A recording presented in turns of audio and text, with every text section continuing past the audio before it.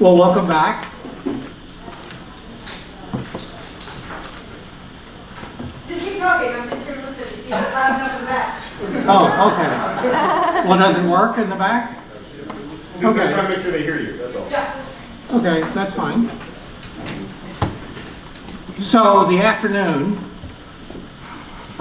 is really, okay, now let's get to thinking about specifics of planning and what you might use in terms of your plan.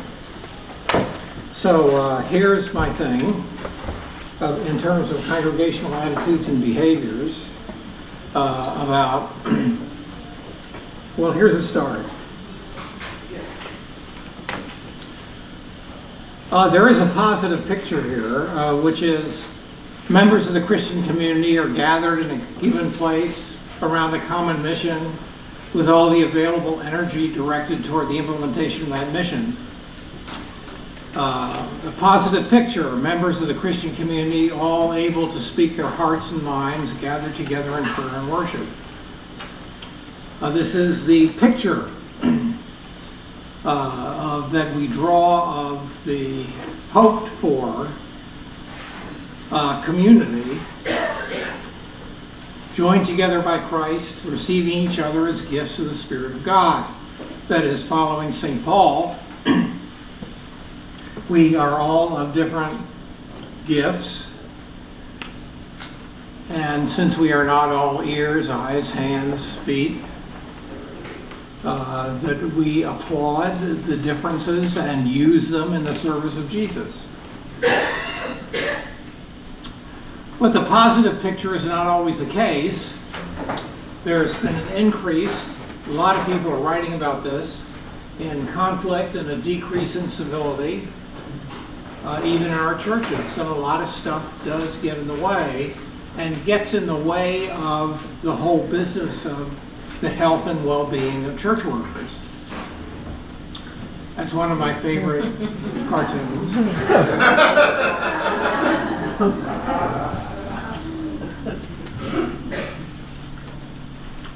So what are you all to do? Well, that's what you're going to plan, I think.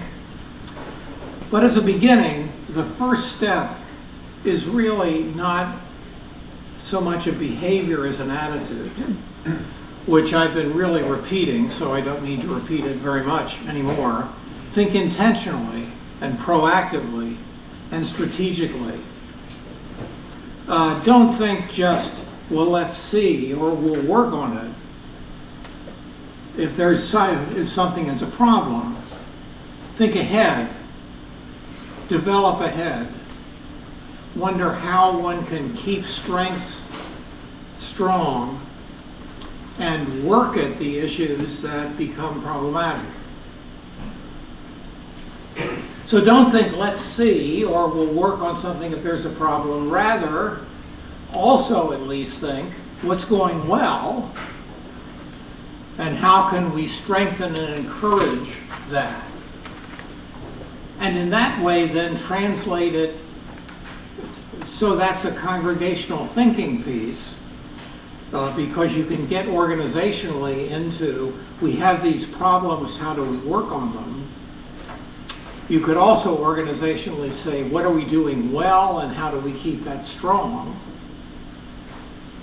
And in the same way, how can we help workers in our church maximize their strengths and be supported and energized to meet their challenges?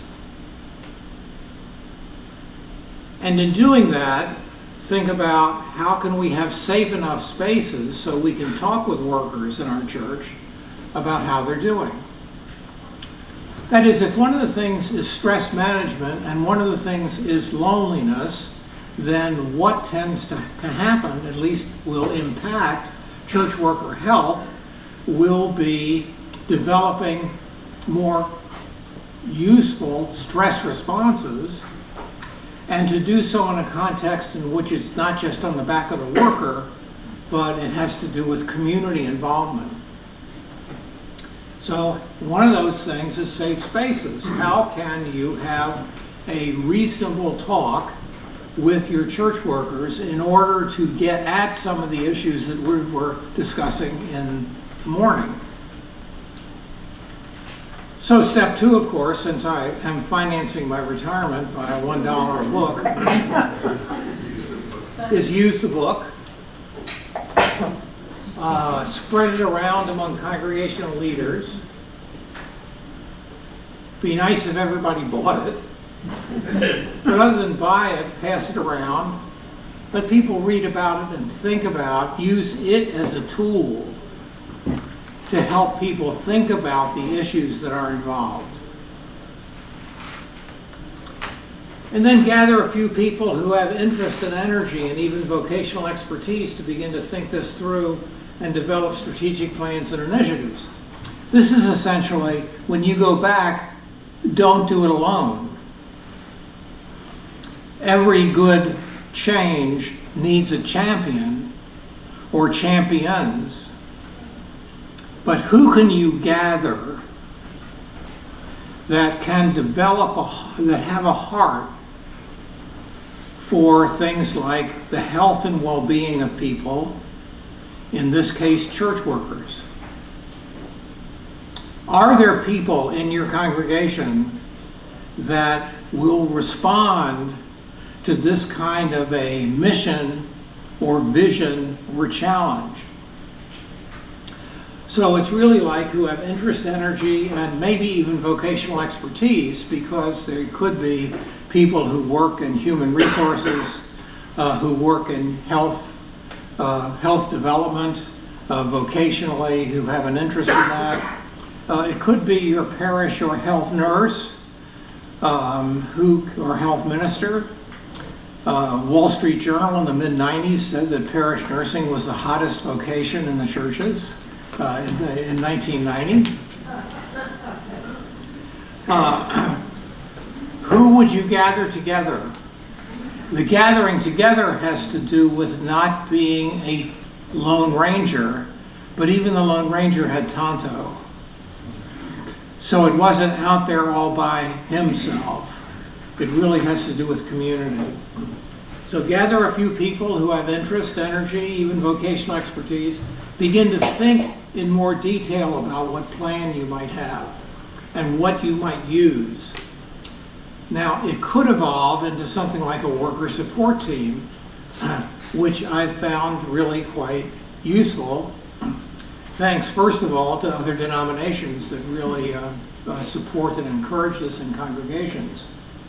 And they are congregational members who have a heart for the church member, desire to and ability to connect emotionally and personally, have a heart for church worker support, have diverse personal characteristics like gender, age, life experience, family situation, and can connect to the governance of the congregation. As after the book has been published, a lot of congregations move this worker support team into the governance via the elders or church support staff of some kind. And that seems to be working for them. My preference is that this exists outside of governance and tries to influence it. So maybe your worker support team would have a elder on it, or the church president, but not necessarily. But it works in multiply diverse ways in terms of what it is that you want to do and what would work and be useful in your congregation. And then select, if you need it, a tool or method for conversation. That is something that will stimulate the conversation. Like, we would like to meet with you using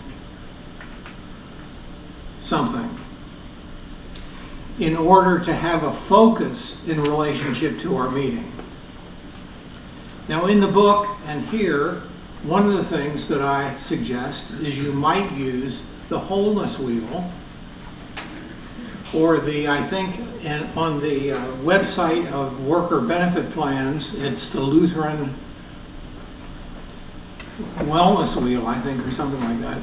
Because worker benefit plans has picked up a version of the wheel. And another is the social support assessment, and I want to discuss a bit each one of those. Now, this is the original wholeness wheel.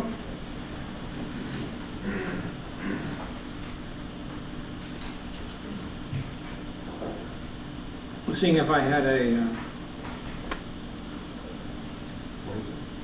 Oh, I do. Look at that. Not too long. I can stay here and not wander over there. That's good. This is a wheel. There are lots of wellness wheels around in the culture, in the secular culture. The difference with them and this one is that spirituality in a secular thing is a piece of the pie of the wheel, as if it's one thing of many. We believe spirituality is the center in our baptism, and spiritual well-being keeps the tire in a circle, that is, keeps the wheel together. So the center axis is our baptism. The circle is spiritual well-being, and what a colleague of mine, Gary Harbaugh, talks about is faith hardiness. In baptism, we are made right with God as a new creation, but we are also placed into community. And it's the second part that I don't think is in the wellness wheel in worker benefit plans. They stay with, well, you've been made new in your baptism. That's true, but we were also placed into community. We are now members of the body of Christ. That should take care, or at least be a stretch to go after the loneliness question of any of us. Our baptism places us into relationships. It's not sort of an American individualistic, are you saved? It's you are saved by Jesus and also placed into a community that is the body of Christ functioning in a community or congregation. And the question then is, the baptism of the individual members of the community is the axis on which all community functions occur, and is the basis for community activity. From there, then, you go to, so that's just a celebration. You're really coming together in conversation because we were all baptized, and in so doing, we are become followers of Jesus, and we come together because we have been placed in a community, and the community is the body of Christ, in which people weep together, rejoice together, and use their various gifts in service. In that community, then, there is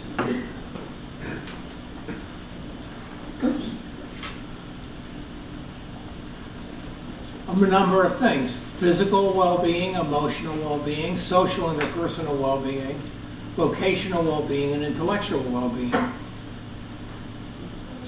If you want to, this is then a vehicle for discussion, which is why I raise it with you now. So if you want to have a discussion with someone, you might want to ask them or talk about using this, which is with a church worker. You really say, here's the wholeness wheel, here's some information about it, it's on page something or other in the book, that you can use it or make copies of it or whatever. And we're going to ask you to think about yourself as a physical person. That is, how's your physical well-being? How is it emotionally for you? That is, how are you doing emotionally? See, this is How's your blood pressure? How's your cholesterol? How's your weight? How's your capacity for exercise? How's your heart? All that kind of business. How's that going? Here, it's how are your feelings going? Your anger, your frustration, your love, your care, your anxiety, your whatever. How's that happening? Social interpersonal is how are your relationships? Specifically, how are your family relationships? But even more specifically, how are your relationships here in this community? Questions like, how do you see yourself getting along with us?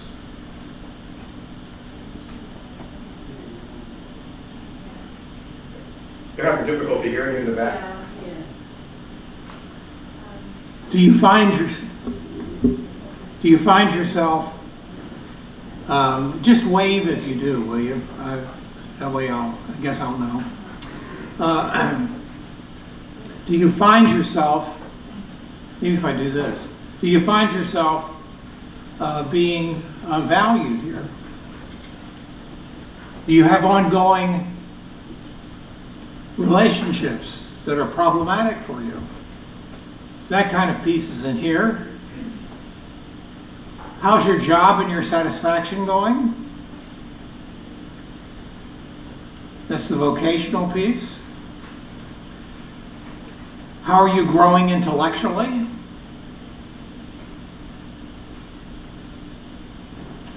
So there's specific, how this could help is it offers specific groupings of questions to ask or things to think about. So it's not just an open, well, how you doing? It's how are you doing in relationship to your physical self? How are you doing in relationship to your emotional self and feelings? How are you dealing in relationship to your relationships with others, especially those around here? How are you doing in being fulfilled in your vocation? How are you doing in learning and growing intellectually? All of which is surrounded then by the spiritual well-being and faith hardiness, which is really, how's your relationship with Jesus going?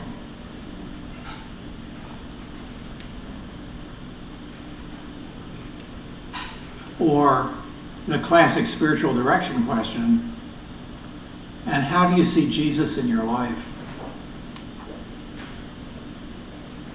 Or how's Jesus walk with you? All those more personal pieces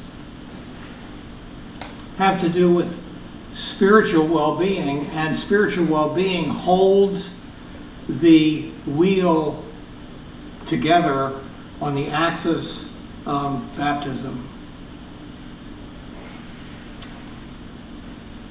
And then there are other characteristics on the outside. Goodness. Professional responsibilities, playfulness. You know, this will eventually drive me, it won't drive me insane, it'll just cause me to throw it. And then you will ask me about my emotional well-being. And I will tell you at that point, I was a little unhappy, or to say the least. Yeah, how do I get it? Oh, that was where we've been. Okay, good. And over in this corner is a marriage and family, which if I redrew the wheel now, I would probably put it in as a separate piece in the pie. Different from social, interpersonal well-being. And then interests, commitment, responsibility. So there are lots to talk about. But the advantage of this is that you just don't go in by kind of just wholesale general question. but there are ways to specifically get at particular issues and then talk about it. In order to do this, it needs to be a safe space. Under any circumstances, whether you're using it as an intentional plan of a worker support team or just a conversation that you're having on behalf of the congregation, one-on-one. If it's not fostered as we really are interested in your own growth and well-being. If you are currently in a major conflict with your congregation and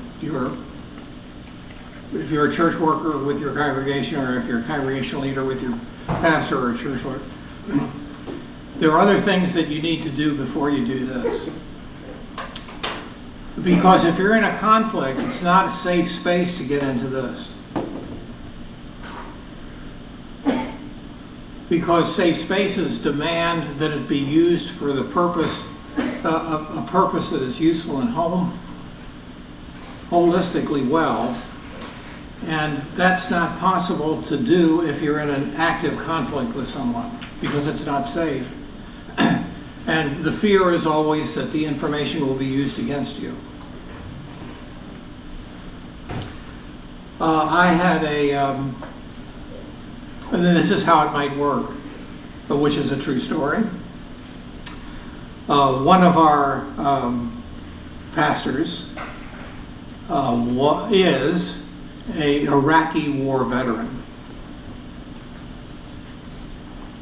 Went in as a young guy out of college, and he had that experience before he finished college and then came to the seminary. In his call as an associate, the congregational senior asked him about his war experience, and believing that it was a safe space, he explored the current challenges that he was having, basically as a person, because of his Iraqi experience, in which he had to do some things. He was not involved in battle, but which he had to do some things that were really of a moral injury character. That is, they needed to be done because he was serving his country, but it didn't seem right to him. That's what moral injury is about. When there was difficulty in the congregation, as it turned out, the senior then used the revelation of his PTSD as a vehicle to have him take a call to somewhere else, and put on the document, the severance document, that it was because he had PTSD. Well, besides the fact that that's illegal, that's an example of a non-safe space that he did not realize. Because if you're going to use personal information for some other function than to be helpful to somebody, that's creating an unsafe space for conversation. So the idea is, get very clear what the conversation is about, get very clear what the boundaries are, that the conversation is about being useful and helpful. And one of the things, in order to be helpful, is we need to know some things about you, or basically how things are going for you. Because if things aren't going so well, we'd really like to help you work on it, and if they are going well, we want to find ways to strengthen it. So use this then as a way to say, let's talk about varying kinds of things. I use this personally to assess my own well-being as well. And then as I have, generally speaking, have a consultant or a spiritual director or somebody that I can talk about it with in terms of where I think I'm going. In retirement, by the way, I'm in better shape in all those that I ever have been in my life. So I'm feeling really good about that. So the idea is use it. There's some explanation in the book. There's of each of these, I think, I hope. But if not, there's a longer explanation of it in my other book, Building Up the Body of Christ. That's another $1, by the way. Which has to do with how to help church leaders grow and develop. The emphasis is on the growth of leadership, not so much on the care kind of piece. But I really take the entire, thanks to worker benefit plans, the entire thing that they had on their website about the wheel, and then used it as the vehicle to talk about the wheel in my book. But it's available, and I didn't check actually before coming here, but it has been on the Concordia worker benefit plans, Concordia Health, what do they call themselves now? Concordia something plans, worker benefit plans, Concordia plans, Plan services, yeah. Concordia Plan Services, yeah. It should be there. So this is one place one piece that you could use for yourself, for your family. I mean, my encouragement is use it devotionally if you want. You know, as a family, let's talk about how we're doing physically. I mean, there are many ways to use this thing.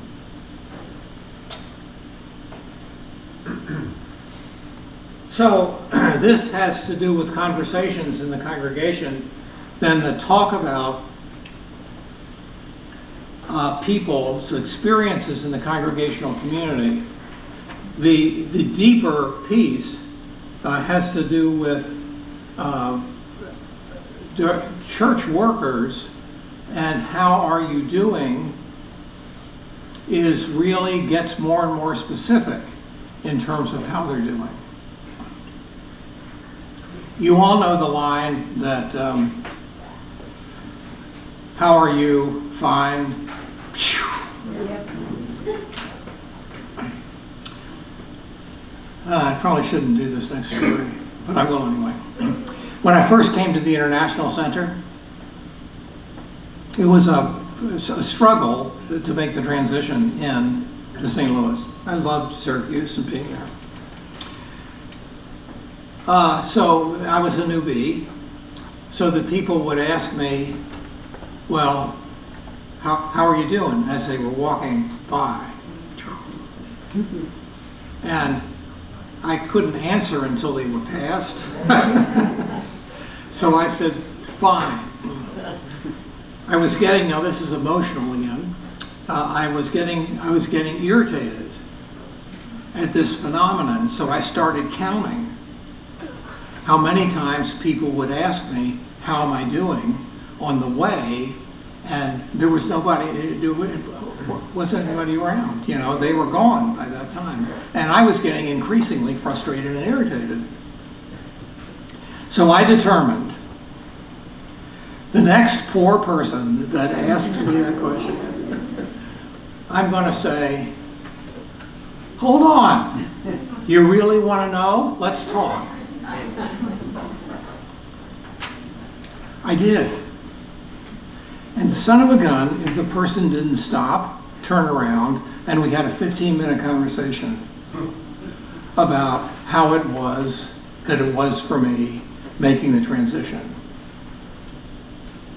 So you need time, energy, safe space, and an opportunity to have the conversation in a sort of a bounded way.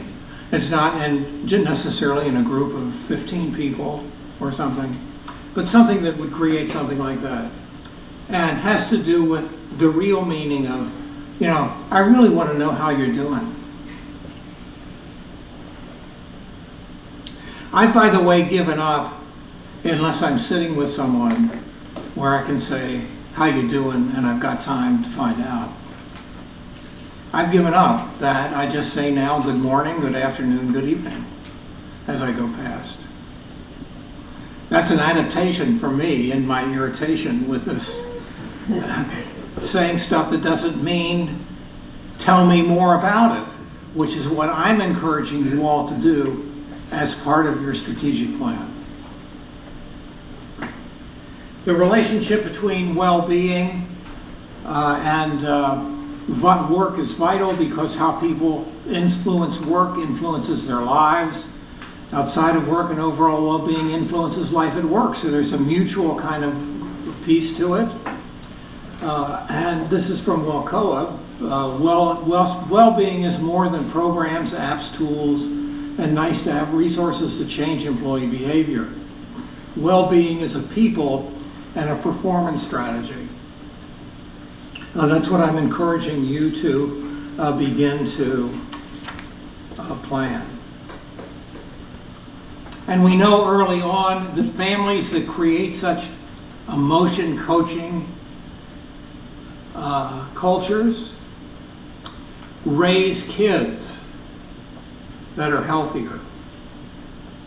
So I'm going to read this from John Gottman, my favorite marriage and family guy. Families that create emotion coaching environments, and that's what I'm calling what it is that you're doing. But it's not just that emotional wheel. So I'm not sure what I'm going to finally call it in terms of what it is.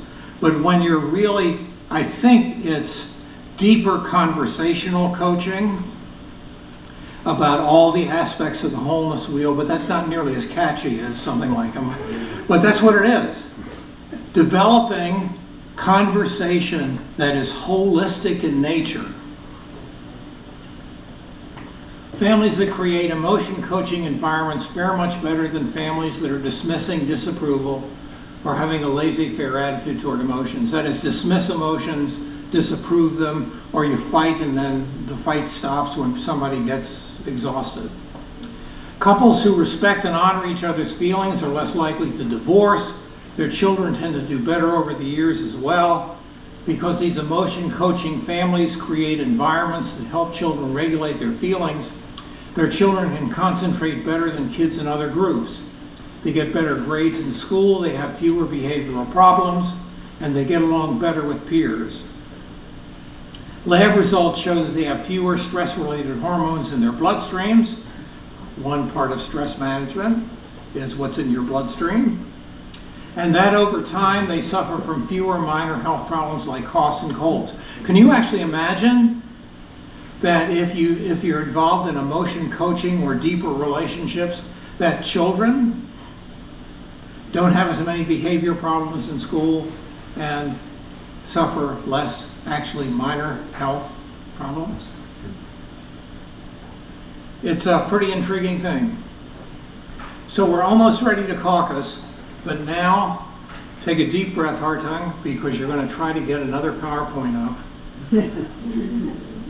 off of your thing. And the last time I tried this in a whole different context, everything went blank.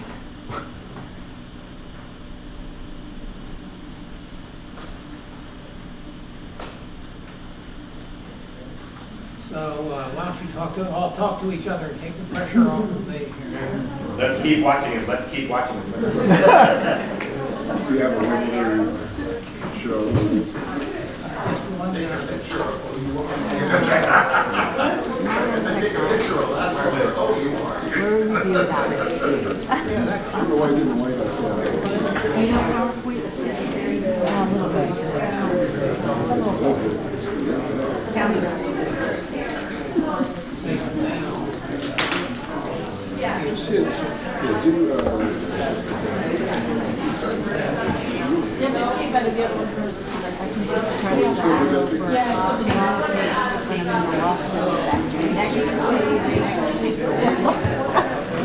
What?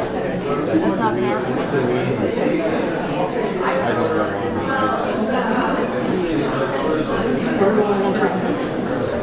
Can you do all in one person? I mean, what he's doing? I'm talking about actually. That's all I know. Do the next step. I don't know how to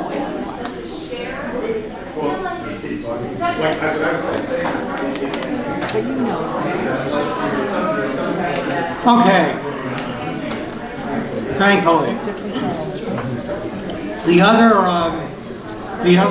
helpful thing that I would encourage you to consider, also in the book, but I'm going to explain, is the social support system piece. It's a very different kind. The reason I put it in the book and suggest it as an alternative, it is an entirely different way of going about it than something in picture language like the wheel is. But I want to explain why it's useful and how you use it. Now, actually,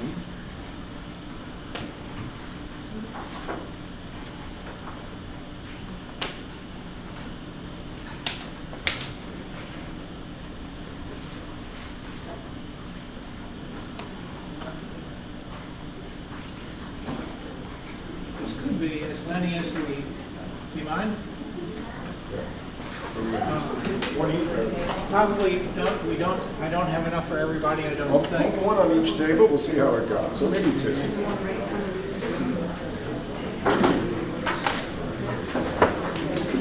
I'll come back.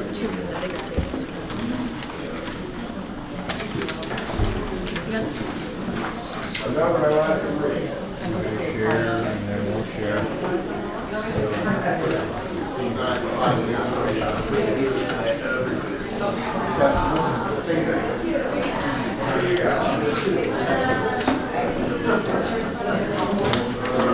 Okay, now, this comes from a book, Hines and Aronson, on burnout. And here are ways to think about the question of burnout.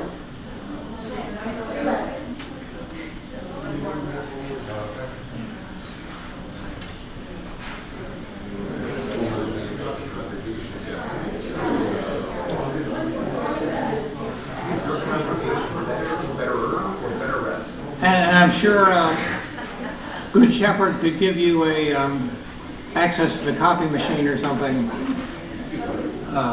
No, that's the school here is Good Shepherd. Well, anyway. Okay, social support functions. How to use this. The questions are aimed at helping you discriminate among the 6 functions of the social support system and examine what people in your environment are fulfilling or may potentially fulfill those functions for you. So the first thing to do is to, and this requires, which the book may be helpful at this point, listening, support, technical challenge, emotional support, emotional challenge, and sharing social reality. So here's briefly what these are. Listening, and see the question that you're trying to measure is who and how well in a person's life are these social support systems that encourage health and are antidotes to burnout. How well are these being served?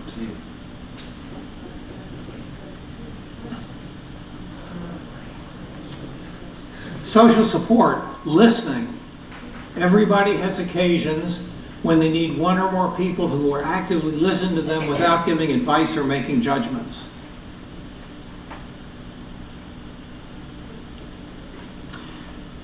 Judy is my wife, and she knows that I talk about this. Have a sort of, Judy, I don't know if any of you, or maybe 25 years ago, a fellow by the name of David Ludwig was a pretty significant writer in the LCMS on marriage issues, and talked a lot about painters and pointers. So painters are people, like I'm a painter generally, so I really do much better telling a story before I make a point. And pointers know their point, and then everything, so they give you a topic sentence, and everything else is a illustration of that topic sentence. So there are people who converse that way and people who converse with stories and then make a point. Judy is a pointer, I'm a painter. So early in our marriage, and still every once in a while, I will come to Judy and say, you know, I'd really like to talk about this and begin my story.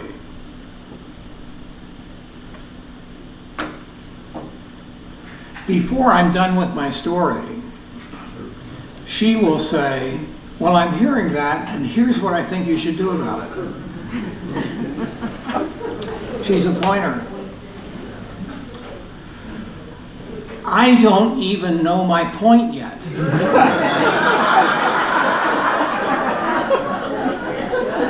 And she's already fixing it. So we have this kind of fun because she'll say, you know, what I really don't like about committee meetings, or sometimes you, Bruce, is that you take so long to get to a point. Just get it out with a point, and then we'll work on it. But I need to process information externally, and she needs to process it. She's got it processed internally as we're going, and then she does her thing.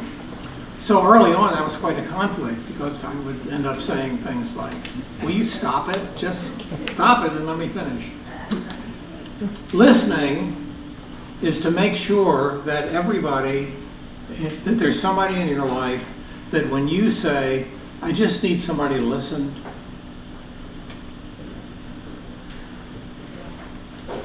who doesn't try to fix anything, doesn't try to offer advice,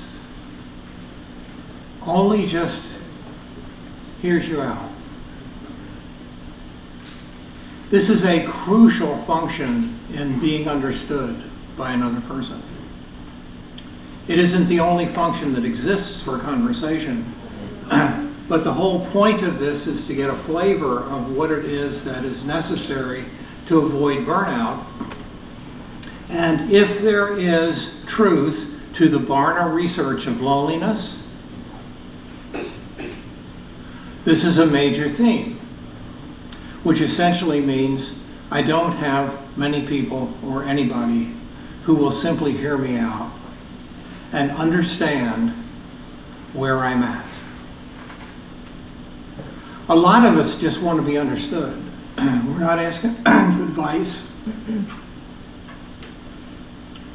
So someone with whom they can share the joys of success as well as pain and frustration of failure, someone to share conflicts and letting off, occasionally need to let off steam. A good active listener is understanding and is sympathetic. So in the system, you know, it's asking people, now see, this is very important to me.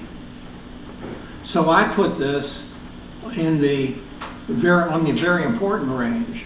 For other people, it's not so important.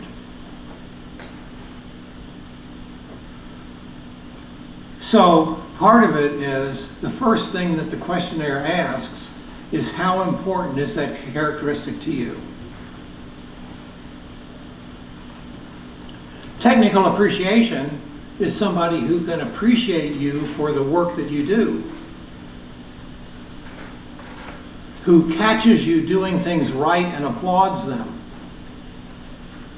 Now, this is a whole basis, actually, of creating an attitude of appreciation in a culture. Because I don't know about you all, I grew up in a culture in which if you did good things, it was expected. You only heard about it if you did something bad. So I think we need to change that, see, which is that's the medical model. You know, we'll talk to people and get after them when they've done something bad, but we just expect people to do good things. Technical appreciation is how important is it for you to have somebody or some people in your life that know your field and can respond affirmatively and appreciatively to what you do.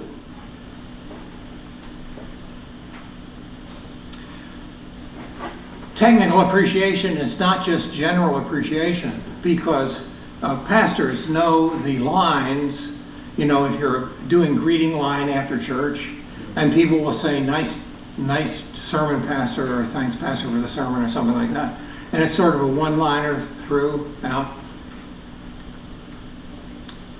But have another clergy come by and say, you know, that was a really fine sermon that touched me.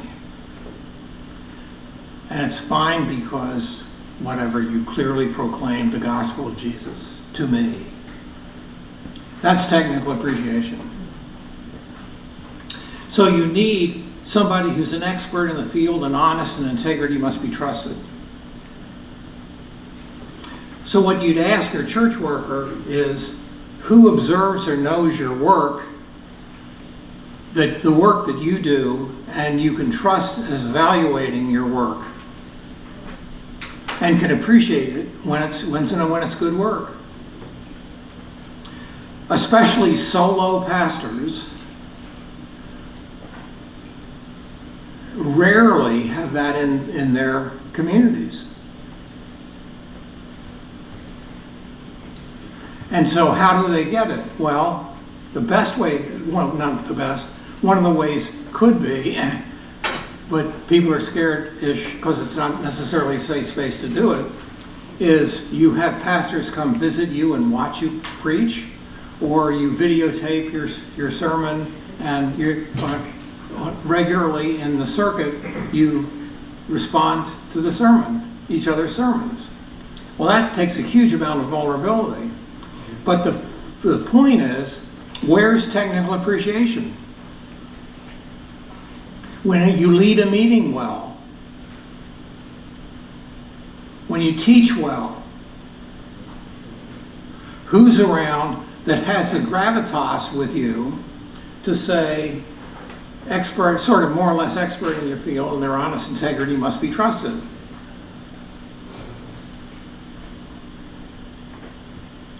That's a tough thing for clergy. Teachers are a little easier because they're kind of more used to it. That it's people in the classroom and every once in a while being visited by principals and stuff like that. I mean, people who can come observe your work. Now, my thing is, why don't you have a pastor that you respect come and observe your work for a couple of days? Give you feedback. And part of it is technical appreciation, and there'll be a technical challenge coming as well. Because this is the appreciation factor, the next one is the challenge factor. Contact with colleagues who know as much or more about the job keeps workers from stale or superficial efforts. That is, this technical appreciation is nice job. Well done. Boy, I remember you preaching in homiletics class and hearing that sermon now. What a great difference. Positively. Would be appreciation. Or listening would be, or the, technical challenge would be, so what happened to that creative stuff that you were doing in seminary? I mean, it can work both ways. But the challenge is good enough to be able to identify what could be proved and trustworthy. All this stuff, technical appreciation, technical challenge, listening, all has a bedrock of safe spaces and relationships to be able to talk more transparently. Emotional support or appreciation emotional appreciation is people being willing to be on your side emotionally, even if they're not in agreement with you. That is, I don't necessarily agree with you on this, but it sure is hard to be where you're at. Or whether or not I agree with you. You know, this is really frustrating, or irritating, or happy, or wonderful. An emotional challenge is that people can delude themselves into doing their best or having emotions that are that they don't recognize. It's known to others but not known to self, as the Johari window would say. Those of you who are older, like me, might remember Don Knotts, the comedian who comes, one of his things is he comes all nervous and all this, and somebody says, "Are you nervous?" And he says, "No, no." That's emotional challenge, you know. And of course, his response was denial of it. So, as we get caught up in stuff, sometimes we can't recognize our emotionality. And so how important is that to do? And social reality and sharing is, am I experiencing something that other people are experiencing, or I'm just sort of nuts at the moment? You ever had this position in which you were with a, I'm talking to clergy at this point, but if you were seminary, or maybe even now with me, and you find yourself weary and a little thinking about other things. And you wonder if there's just something wrong with you, you know, about that. And then you look over to a trusted colleague and they go, and all of a sudden you're feeling much better because somebody shares and confirms your experience is not a lonely one. It's something that is shared by others. So this is the kind of thing that emotional, social reality and sharing is. A person with shared social reality is most likely to give useful advice. Yet it was a tough meeting we were going through that I thought. Did it seem that way to you? You know, he seemed pretty much teed off. Did I misread his emotions? No, I think that I got that feeling too. You know, when you begin to share the reality of what's going on. The preacher seems to be really, really excited about this topic. Did you get that sense? Yeah, I got that sense. That's all social reality testing and sharing. So those are the things, and the deal is if they're not covered, burnout can occur. When there are very few coverages, or when coverage is too concentrated on one or two people.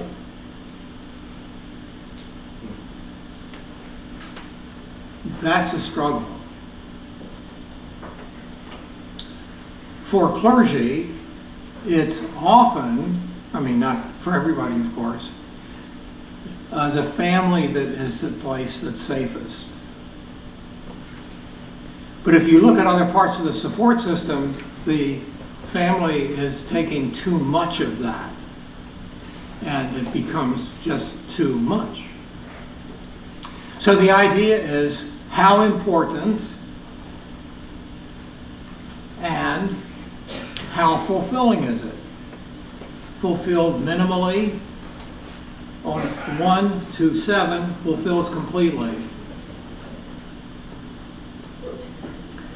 And what you'll begin to do is begin to get a sense of what your church worker, what the gaps are, that actually if you can figure ways to work on filling the gaps will actually have the potential to head off burnout. So for instance, if there's an issue of technical challenge, then you might be ending up talking about continuing education or having somebody come in to observe and give feedback. I mean, there are lots of options in relationship to this once you identify what the gap is. But it keeps you also from going down rabbit holes, because there may not be something in one of these, there may be very little in one of these support systems that is not at all important to the person. So to go after that and encourage that may be a good thing, but it's probably not a battle or an idea or an energy-taking thing that you want to do, because it's really not an important thing. Find out what's important, that's the first part of it, and then see what is being satisfied and by whom. And then talk with people about that.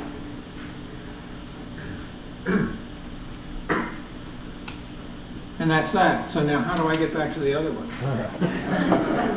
Stop the presentation. Take another deep breath. Just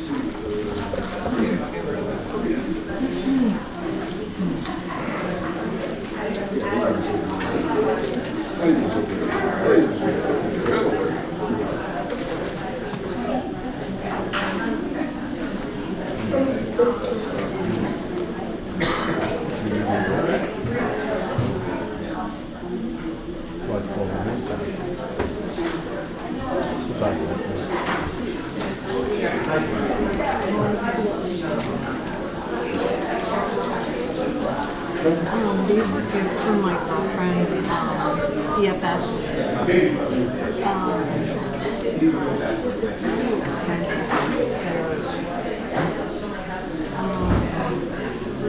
Organization words, something words that I looked it up. I think it's a fundraiser, some support. Okay, so now, here's caucus time. And we have about 35 minutes to work at this. Looks like to me, or 40. If you have congregational members with you, use that as your caucus group. If you do not have members of your congregation with you, or there's only one or two of you, find some others so that your group is 4, 5, 6-ish. Have this conversation. So either your congregation as a whole, caucus, or you connected to others. And the issues are really twofold. One is not up here, which is, one, you may have reactions and responses to what we've been talking about if you do share them. But don't use all your time to do that, because the idea is, what are your next steps?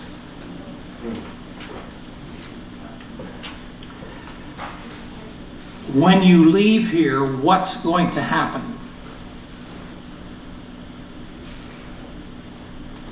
Caucus about that and plan it. What I'd like to do is and have that be 20 minutes of it, and then I'd like to hear from each of you so that you have one major thing that you will be doing when you leave. And I would like that one major thing to be on a piece of paper, since we ran out of 3x5 cards or 4x6 cards or whatever these are. So use your notepad and have your one major thing to be on that notepad, and I would like to collect those. But we also want to talk about it and hear about it so that everybody has at least one idea. And if we have more time, we'll do another round of what you're going to do next. Move forward. I'll call you back in 20 minutes.